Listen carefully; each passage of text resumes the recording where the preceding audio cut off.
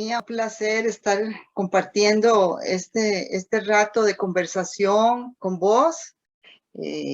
Para mí es un placer y es un honor también, porque vos sos una mujer que ha dedicado su vida a la poesía de una manera que yo considero muy cercana a, a mis conceptos y concepciones de lo que tiene que ser la creatividad literaria, la seriedad con la cual se acerca uno a las palabras y también esa dimensión tuya que es de contenido profundo que yo siento cuando te leo. Así que un placer y pues sí, pues ya son muchos años trabajando, ¿verdad? Ambas.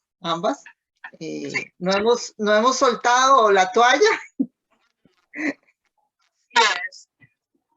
Delia, ¿qué significó el premio Juan Rulfo primero? Bueno, cuando yo gané el Juan Rulfo, yo vivía en México y para mí significó de alguna forma una legitimación sobre lo que yo hacía allá desde el colegio, ¿verdad? Bueno, desde toda mi vida, desde la escuela, pero digamos que empecé ya más en serio con los cursos de don Joaquín Gutiérrez en la universidad que él daba, ¿te acuerdas? Él daba taller literario 1 y 2, creo, y yo llevé los que él daba, yo los llevé. Y ya después viviendo en México, cuando recibí este premio en medio de un ambiente que era totalmente ajeno a mí, de alguna forma representó que gente que no estaba, ni me conocía, ni estaba en el medio del, digámoslo así, de la estética legitimada en San José de Costa Rica en aquel tiempo, avalaba lo que yo hacía. Entonces para mí fue como, bueno, siga escribiendo, ¿verdad? Y de hecho, y casi que inmediatamente empecé a escribir mi segunda novela para no perder el ritmo, para no sentarme en los laureles, como dicen, ¿verdad? Y así fue como empecé. Este libro que me ha gustado mucho, que es el primer de Pasos Audaces de Will Muñoz. En la parte en el que él habla del erotismo de las escritoras centroamericanas, te menciona y hace un análisis de uno de tus cuentos. Te voy a decir de cuál. Es el cuento es La espalda del león. Uh-huh. Y él, para no leer lo que él dice, voy a tratar de explicártelo con mis propias palabras. Él dice que a través del erotismo vos reconstruís el mundo patriarcal.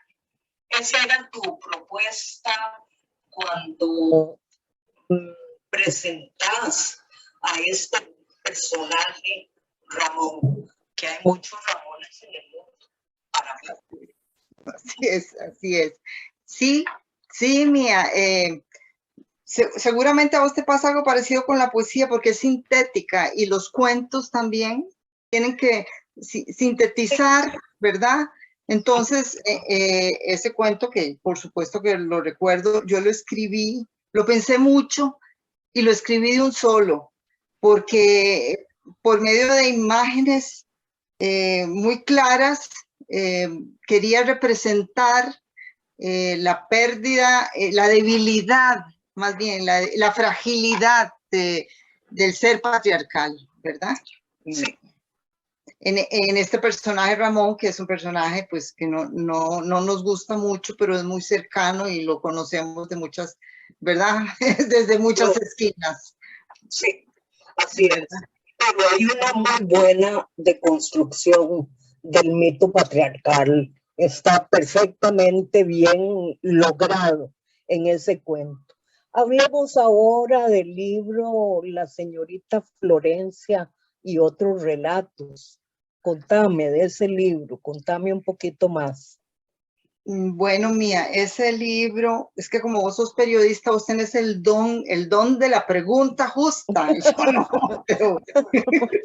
Voy a pedirles a los de la UNED que me paguen. Sí, sí. Yo,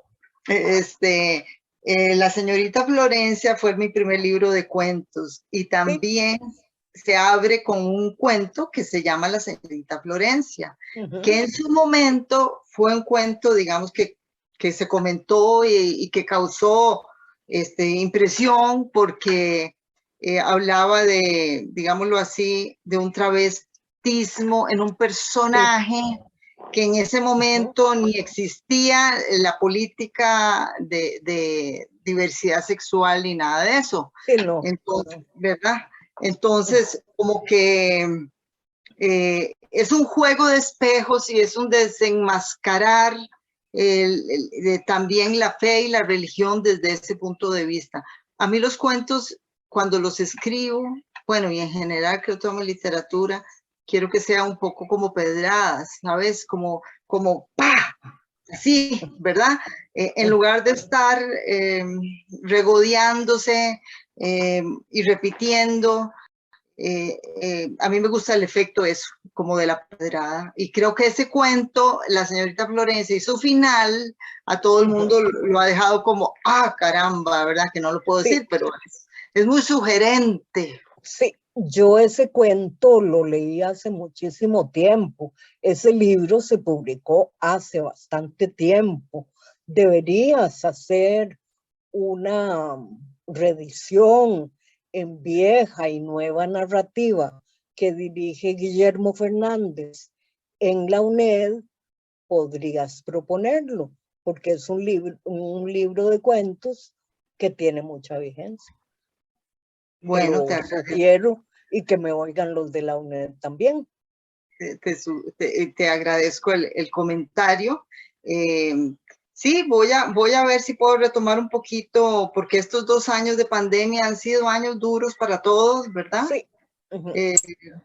Para la creatividad también, porque Sí. nos hemos, como que yo me he vuelto, digamos, como muy, vamos a ver, muy observadora de que la estética está siendo como opacada por tantas cosas que hay que tener mucha disciplina y mucha tenacidad para seguir uno, vamos a ver, con la misma misión, escribiendo y publicando a un público costarricense que, que a veces me parece que está en punto de fuga, ¿verdad? Sí. Bueno, ya sabemos que los lectores pues han disminuido y que realmente hay que hacer Sí. grandes esfuerzos para mantenerlos, ¿verdad?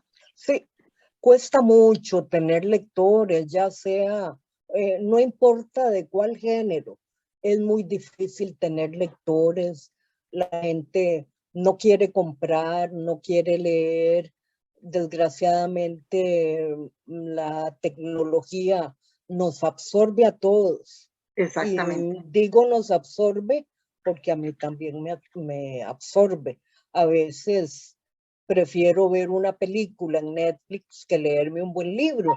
Estoy luchando para que eso no siga ocurriendo y plantearme la lectura de una serie de obras que me interesa conocer, divulgar o escribir sobre ellas. También a mí me Exacto, pasa, también a exacto. mí me pasa. Y este encierro le hace a uno, se vuelve muy cansado también, se Así es. vuelve muy cansado, muy tedioso, estar tan encerrado, Uh-huh. Y necesita uno más aire. exacto, y dialogar, digamos, el Sí. intercambio de ideas es tan importante, ¿verdad? Uh-huh. Somos seres gremiales, de tribu, necesitamos intercambiar ideas, no simplemente recibir informaciones ya de consumo, ¿verdad? Que es un poco Sí, lo que sucede, es distinto. sí, es así. Dorelia, yo he escrito muy pocos cuentos en mi vida. Lo que he escrito en prosa es prosa poética y algunos cuentos de un libro que vos conocés, que es La Deslumbrada, porque precisamente la persona que me ayudó como nadie a dar a conocer ese libro fuiste vos. Y eso, bueno, siempre voy a estar profundamente agradecida. Pero no soy ducha para escribir una narración. Me cuesta mucho entender cómo dibujar, estructurar un personaje. Quizás porque vengo de la poesía y no tengo tanta experiencia en eso de crear una trama, aunque quizás lo logré en algunos de los cuentos que se publicaron en esa oportunidad. Pero entonces, ¿cómo te imaginas el cuento por completo, toda la trama? Se inicia con la idea de un personaje. ¿Cómo trabajas?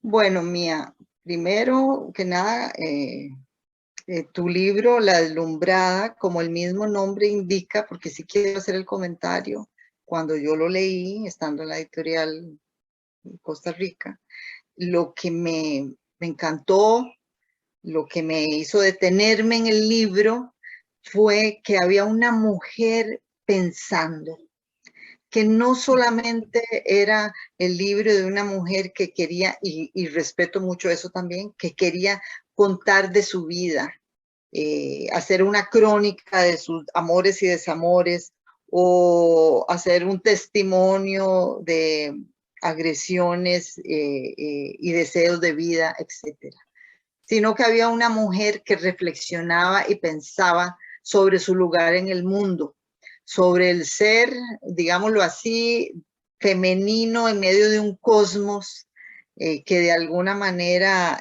trasciende la propia materia y la propia carnalidad. Y eso fue a mí lo que me encantó de tu libro, ¿verdad? De tu libro. En medio de un tiempo en donde la literatura de mujeres que pensantes se disminuye. ¿Ves? Demasiado. Bueno, entonces el rescatar tu pensamiento a través de la narrativa o incluso la lírica, porque mucha de tu poesía es eso, ¿verdad? Mucha de tu poesía es esa necesidad tuya casi que rozar con la mística, ¿verdad? Una búsqueda dado el ayuno existencial del yo poético, una búsqueda de totalidad, de plenitud, de nutrirse del cosmos, un poco yo lo siento así. Pues yo dije, caramba, este libro tiene que estar en las librerías para que las mujeres también se nutran de ideas, de pensamiento, ¿verdad? No solamente de activismo, que está muy bien, pero Sí, también está tenemos bien. que tener pensamiento, Sí, ¿verdad? estoy de acuerdo. Y ¿Ves? yo estoy Entonces, más del lado del pensamiento que de la actividad. exacto, exacto. Sí, bueno, pero es válido. Claro, se necesita de todo, pero hay que reforzar esa parte para mí. Hay que reforzar en las artes literarias el pensamiento femenino. O sea, que los personajes piensen. Entonces me estabas preguntando cómo se inicia, digamos, la parte esta, ¿verdad? Y ahí lo hago la unión porque para mí generalmente es una idea.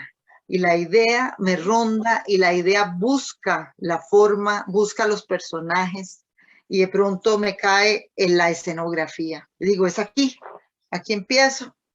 Y este es el personaje con el que yo quiero estar, porque como lo mío son novelas, básicamente son más largas, entonces yo vivo 3 años, 4 años con un personaje cercano que me acompaña, ¿verdad?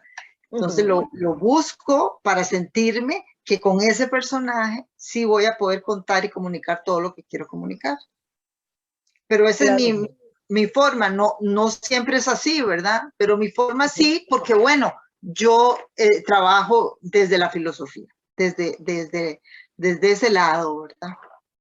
Yo trabajo con la mente primero. Para mí lo habitual es el pensamiento.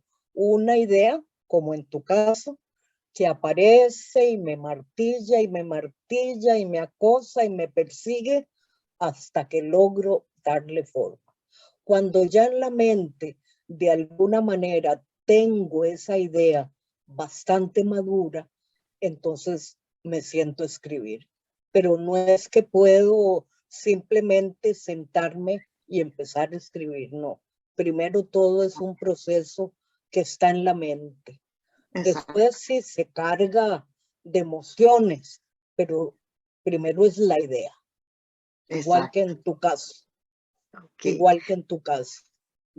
Mía, y yo quería preguntarte, porque para mí es así también, que a lo largo de mi vida y de mis diferentes libros hay temas que me rondan. Vos tenés temas que te rondan. ¿Cuáles son esos temas? Contame. La soledad, el desamor, la infancia, esa infancia mía que fue de asombros por un lado, muy rica en vivencias artísticas como la música, pero muy desoladora en los vínculos familiares. Entonces ahí quedó la herida y esa herida yo nunca la he podido sanar y ahí sale siempre. Aunque yo no quiera, vuelve a salir. De un modo u otro, yo me veo a mí misma como una sobreviviente. Me veo así, no lo puedo evitar. Quizás hay gente que ha tenido una vida más infortunada, pero a mí me tocó vivir con una madre que se enfermó cuando yo era niña y eso me partió y me dejó una herida abierta para el resto de la vida. Esa es mi historia, en términos muy generales. Sí, Sí. desde luego, aunque uno no quiera, uno está ahí en lo que escribe, ¿verdad? Sí. Sí. Bueno, la poesía, yo sé que el yo poético es un yo, pues, más presente del autor, obviamente que un yo Sí. que ficciona, ¿verdad? Porque Sí. el yo que ficciona, pues son otros, pero igual en esos otros, yo a veces pongo desde un sillón que tengo en mi casa, a un gusto por una comida, o sea, partes de mí, aunque no sea yo, la Sí. del personaje. ¿Verdad? Sí, lo entiendo. Sí, por cierto, en La Deslumbrada, en un cuento hay una referencia a mi actitud en relación con los estudios académicos y con los profesores. Yo nunca he sido capaz de aprender lo que otros me enseñan. Yo tengo que aprender por mí mismo. Y en un cuento lo digo, yo dije, aquí lo voy a poder decir una verdad, algo que es verdaderamente mi comportamiento en este mundo. Bueno, pues también de eso sirve la escritura, de Sí. dejar escrito y pasar la página de una serie de, ¿verdad? De experiencias en la vida que una vez escritas adquieren otro matiz. Sí. Así, completo. Y en los últimos tiempos, mi preocupación ha sido por una crítica a la carrera armamentista, al problema nuclear. Tengo varios poemas en mi último libro publicado que hablan de la preocupación por la guerra atómica. Y por lo que estamos viviendo, en realidad, estos poemas tienen una gran vigencia en estos momentos. Claro que sí, claro que sí. Y bueno, y en el futuro, por supuesto que sí. Sí, porque había habido conversaciones de desarme, pero se han desatado las potencias en los últimos tiempos. Belicosas. Sí, muy terrible. Y bueno, para no seguir hablando del tema global y político, yo quiero retomar un poco la idea esta de que la literatura también educa, ¿verdad? Y desde ese punto de vista, vos que has recibido premios nacionales, quería preguntarte, ¿qué sentís en relación a tu misión como ejemplo en Costa Rica para las mujeres más jóvenes, ¿verdad? Claro, yo me siento cercana a muchas poetas jóvenes y hombres también, no solo mujeres, que me han buscado, que me escriben, que me siguen, con quienes hablo, con quienes comparto, y tengo mucha fe en las nuevas generaciones. Yo amo la poesía de una serie de escritores jóvenes.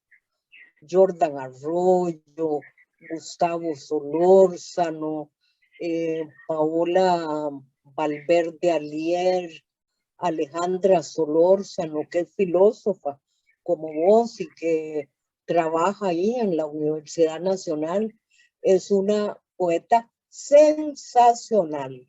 Lo mismo que Janet Amit. Yo me siento ligada emocionalmente con toda esta generación de jóvenes. Son maravillosas, realmente maravillosas, y me da una gran fe en el futuro literario costarricense. Sí. Bueno, aunque a uno a veces se pregunta para qué escribir, en medio de la situación que ya la hemos comentado, pues el arte siempre tiene esa función restitutiva, ¿verdad? Del ser humano, Sí. de dar esperanza y darse esperanza, ¿verdad? Es como, sí. como la forma que hemos inventado los humanos y las humanas para jugar un ratito a ser dioses con nuestras propias vidas y nuestros propios destinos. Un segundo, un instante, el instante del poema o el instante del cuento, ¿verdad? Pero funciona psíquicamente al escribir, por lo menos en mi caso, y lo veo muchos de mis alumnos y mis alumnas, se detona el río de la memoria mientras se está escribiendo, y a partir de ahí empieza como una restitución que compone la conciencia. Es bien interesante, yo lo he visto una y otra vez. Entonces, por algo escribimos, por algo hacemos literatura, ¿verdad? No es solamente una satisfacción personal, sino que restituye en general la literatura. Sí. ¿Te Y pasa porque igual? además tiene una parte que es social, la literatura. Mi discurso poético forma parte de la cultura general. No es que yo soy única, es que soy parte de una tradición, de un lenguaje, Exacto. de unas Es palabras, muy de un importante. punto de vista. Y así va sucediendo con otros poetas que van surgiendo. Somos parte de una cultura. El lenguaje es totalmente social. Así es, así es. Y eso de que somos parte de una tradición, es bueno que lo señales, porque estas generaciones tienen un poquito la debilidad de creerse instantáneas, ¿verdad? Porque como la imagen es tan instantánea, pareciera que solamente lo que aparece y se ve en las redes o por ahí es lo que existe, cuando en realidad lo que existe es un gran árbol con ramas y raíces, y Claro. nosotras nos nutrimos de esas raíces. Digamos, yo en mi caso vengo de una familia donde crecí viendo a mi padre, bueno, y a mi madre, pero a mi padre escribiendo, ¿verdad? O sea que el oficio, yo ya desde chiquitilla yo veía y le preguntaba a mi papá, ¿qué está haciendo? Y él me decía, estoy escribiendo un libro. Yo, caramba, está escribiendo un libro, ¿verdad? Eso de 5 o 6 años, ¿verdad? O sea, que las cosas se van armando como lo hace también la naturaleza, en procesos y en sistemas, ¿verdad? Pienso que nada es único, ni somos No, aislados, ni solas, sino que no, somos, no, no, no, no. ¿verdad? No, uno deviene de muchas otras voces. Exacto. Uno participa, es un actor más dentro del mundo de la literatura, más o menos importante, pero forma parte de de las voces que susurran y que están ahí y que forman la cultura.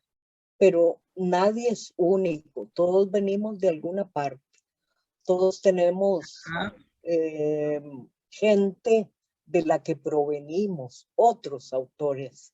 Y en el caso de la autoría femenina es mucho más complejo, puesto que costó mucho y cuesta todavía mucho que nos den un lugar en la literatura a las mujeres. así es, así es. Y si nos la dan como con permiso y en una esquinita. Yo Sí, siento yo siento que sí, definitivamente todavía, o será siempre así, no lo sé, pero la liturgia religiosa patriarcal ha nutrido muchísimo la carrera exitosa de los escritores, que no es lo mismo que la de las escritoras, ¿verdad? no, definitivamente. Por eso es que es importante que nosotras publiquemos y que les tendamos la mano así fuertemente a las que vienen. Hay que También, ayudarles, así es, apoyarlas, leerlas, reunirse con ellas, escucharlas. Claro, hay que hacer todo eso, hay que hacer así es. todo eso. Así es, pero también, Mía, hay que trabajar mucho los textos, ¿verdad? Sí, Hay que decir que los textos se trabajan. O sea, sí. la autoedición es fundamental. Es una disciplina que es más del 50% de una creación literaria. Yo pienso lo mismo. Yo no creo en la inspiración.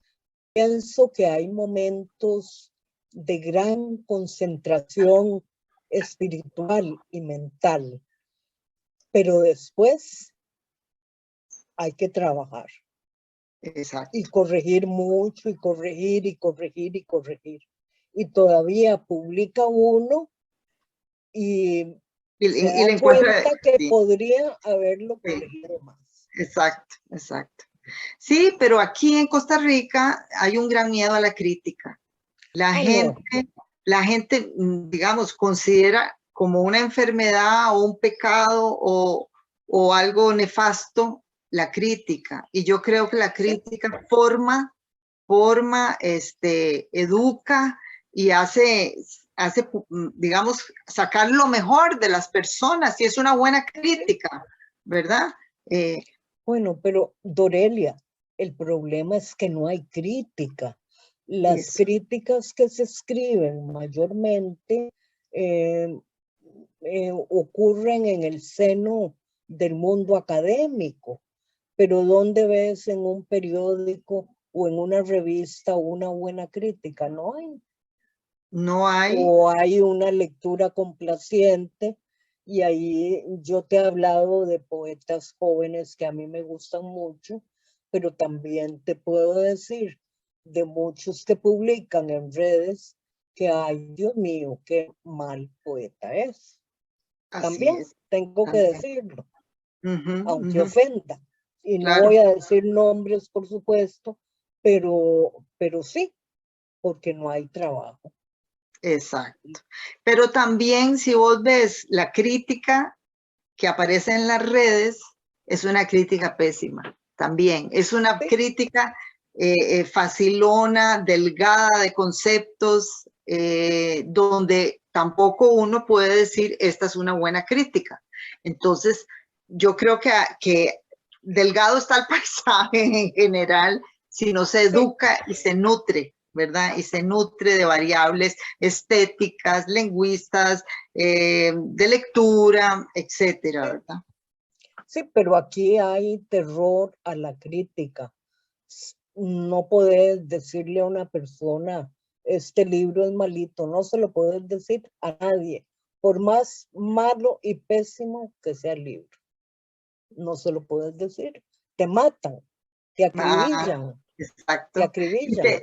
Te acribillan y te separan de la tribu, de esas pequeñas círculos, te separan, te hacen ostracismo, mientras que dura, no sé, lo que dure ahí el asunto, pero sí, ese es un problema que yo veo costarricense, porque en otras partes la gente tiene más cuero para aguantar la crítica.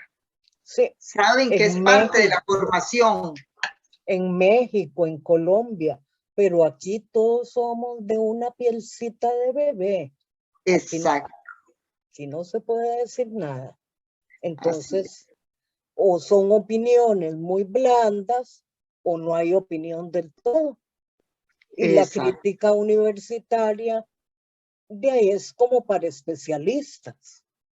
Es cierto, es cierto. O si no, está el halago, el continuo halago de qué buenísimo, qué genial está el poema. Y entonces esa capacidad que tenemos de recibir halagos y de necesitar autohalagarnos, pues también nos paraliza. Sí, eso no es bueno. Definitivamente no. Exacto, exacto. Bueno, en medio de eso tenemos que trabajar, que seguir escribiendo y seguir produciendo. Yo estoy terminando ahora una novela número 9 en mi vida.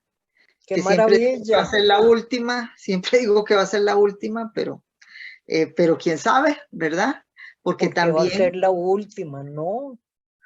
Porque es mucho trabajo escribir una novela, la verdad que sí. Bueno, y hay que restarle tiempo al tiempo laboral también.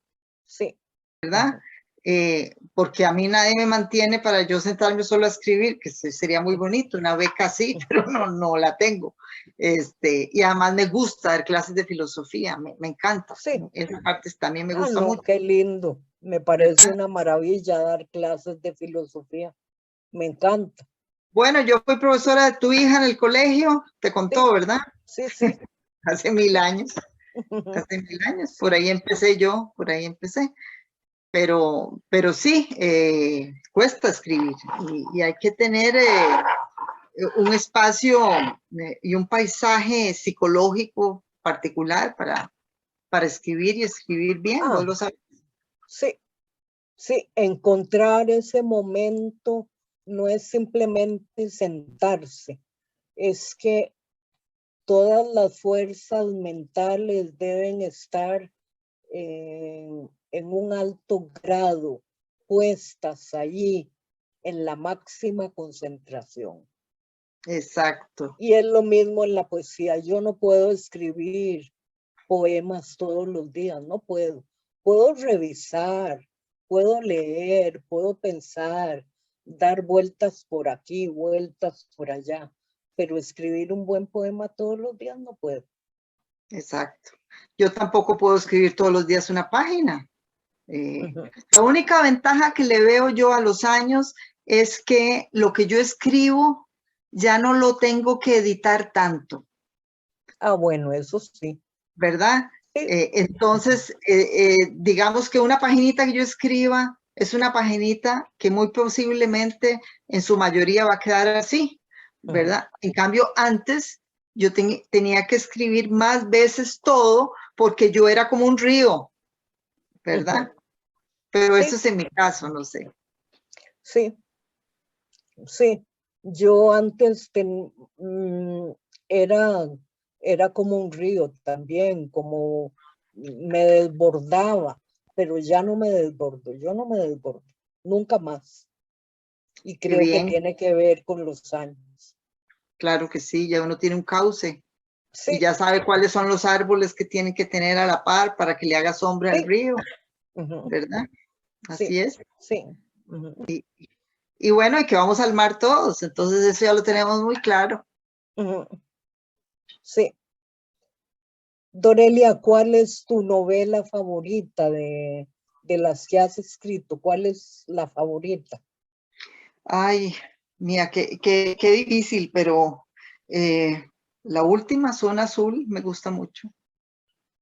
¿Qué Me gusta ocurre en la zona en la zona de Guanacaste, en la de llamada Zona Guanacaste? Azul, y Ujú, que digamos que hago una investigación sobre la longevidad, sí, sobre la ciencia, sobre el amor también y sobre el paisaje que nos rodea, como diciendo, no solamente podemos ser felices nosotros mismos internamente, sino que el ambiente también es parte de nuestra satisfacción o insatisfacción.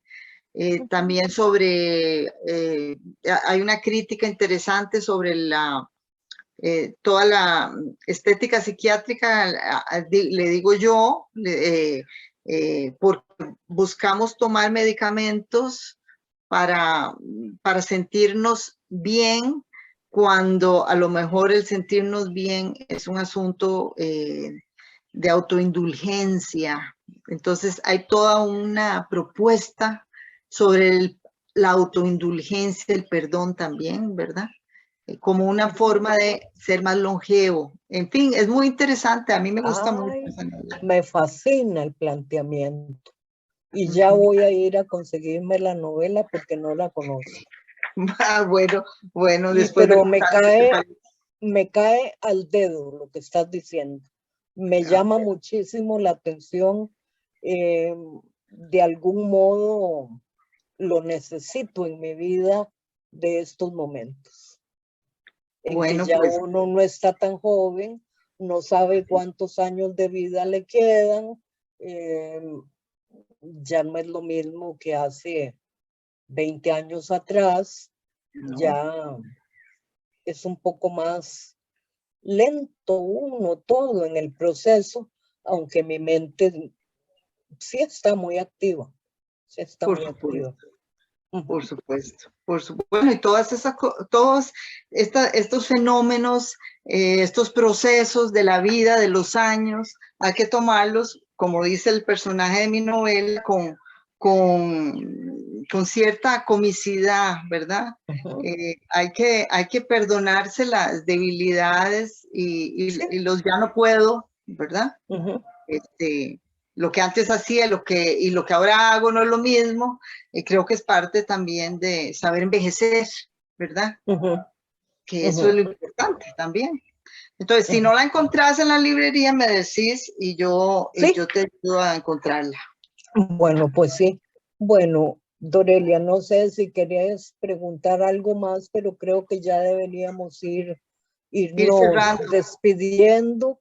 Ha me sido parece. muy agradable esta conversación. La he disfrutado enormemente y estoy segura que los oyentes también se van a sentir eh, van a escuchar de una manera muy placentera Mía, este y a verlos encuentro. también, Ay, y a sí, sí, verlos, vivimos a la ¿verdad? vuelta. Bueno, cuando estás en Moravia, Sí, podríamos tomarnos un café cuando claro que andes por sí. aquí. Cuando yo baje de Vamos la ahí. montaña, cuando yo Sí, baje de la montaña, lo hacemos, de acuerdo, ahí por me Moravia, parece, de me acuerdo que, parece genial. Bueno, ok, un gran bueno, beso y igualmente, muchísimas gracias. igualmente, gracias, Mía, por tus palabras y tus comentarios para mi trabajo. Gracias. Bueno.